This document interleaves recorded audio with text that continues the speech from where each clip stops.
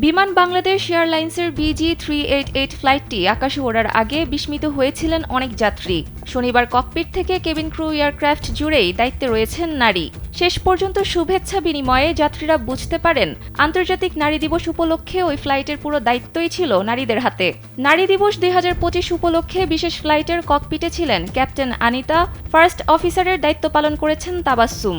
ফ্লাইটে নানা কাজে ছিলেন আরও 5 নারী কেবিন ক্রু। শনিবার বেলা 11টার দিকে ঢাকায় হযরত শাহজালাল আন্তর্জাতিক বিমানবন্দর থেকে ব্যাংককের উদ্দেশ্যে উড়াল দেয় বিশেষ ওই ফ্লাইট।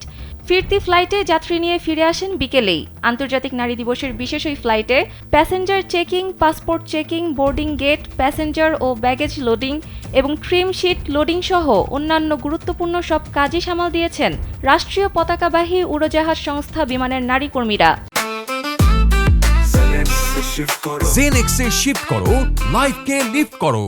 বিমান বাংলাদেশ এয়ারলাইন্সের মহাব্যবস্থাপক বশরা ইসলাম কালবেলাকে জানান, নারীদের দক্ষতা, নেতৃত্ব ও সক্ষমতাকে তুলে ধরতে রাষ্ট্রীয় পতাকাবাহী বিমান বাংলাদেশ এয়ারলাইন্স আন্তর্জাতিক নারী দিবসে এ ধরনের উদ্যোগ নিয়েছে।